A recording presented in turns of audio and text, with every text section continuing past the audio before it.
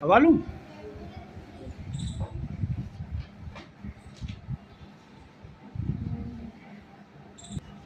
देखिए प्यारे विद्यार्थियों, आपने सुना होगा हम किसी भी बालक के लिए कह देते हैं अरे चल गोबर गणेश, कहते हैं कि नहीं। तो ये गोबर गणेश वाली गाली आपने कई बार सुनी होगी। इसके बारे में कुछ जानिए। गोबर गणेश वास्तव में हमारी परंपरा की सबसे सतत, शुद्ध और पर्यावरण संरक्षक परंपरा थी। लेकिन धीरे धीरे यही शब्द उपहास और गाली की तरह प्रयोग होने लगा। इसका कारण न केवल समाज की मानसिकता का बदलाव है, बल्कि आधुनिक बाजार और कुछ सांस्कृतिक षड्यंत्र भी है। आइए इस पर विचार करें। भारतीय संस्कृति में गाय का गोबर पवित्र माना जाता है। इससे गणेश जी की मूर्ति घर में बनाई जाती थी। पूजा के बाद मूर्ति का विसर्जन नदी, तालाब या खेत में किया जाता था। गोबर और मिट्टी पानी को प्रदूषित नहीं करते, बल्कि भूमि को उर्वर बनाते हैं। इस तरह यह परंपरा धर्मपरायण और कृषि तीनों के लिए लाभकारी थी। लेकिन आधुनिकता और दिखावे की मूर्तियां धीरे धीरे समाज में दिखावे की प्रवृत्ति बढ़ी। रंगीन प्लास्टर, आप पेरिस जिसे पीओपी बोलते हो तुम, की मूर्तियां बनने लगी।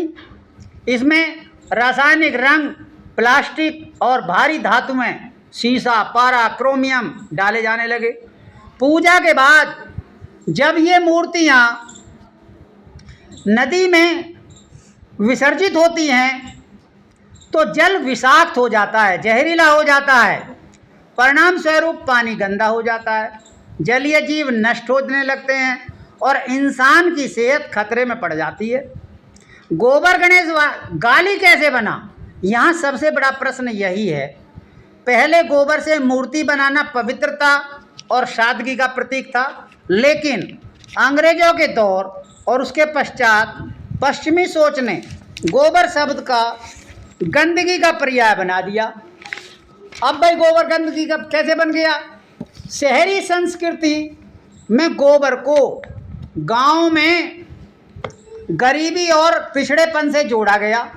मीडिया और बाजार ने महंगी रंगीन मूर्तियों को आधुनिक और सुंदर कहकर बेचना शुरू कर दिया।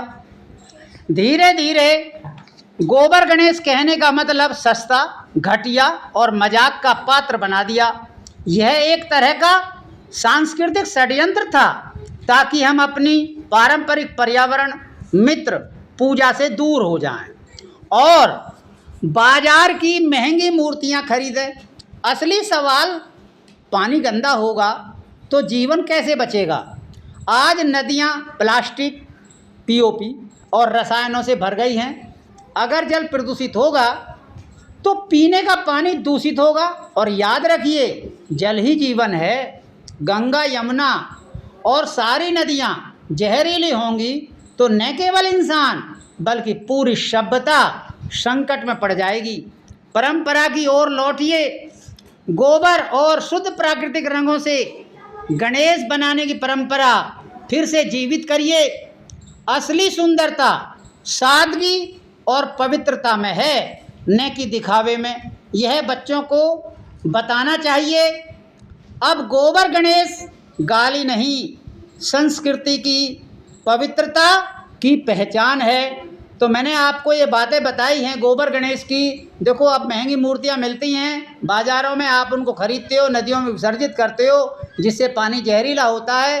तो पहले हमारी गोबर से गणेश की प्रतिमा बनाई जाती थी। आप भी गोबर की और मिट्टी की जो गणेश प्रतिमा बनाओ, उसके विसर्जित होने से पानी जहरीला नहीं होगा। मैं आपकी यहीं ये वीडियो समाप्त करता हूँ। आपको ये बातें कैसे लगी हैं कमेंट्स बॉक्स में अवश्य लिखकर बताएं। इसी के साथ जय हिंद, जय भारत।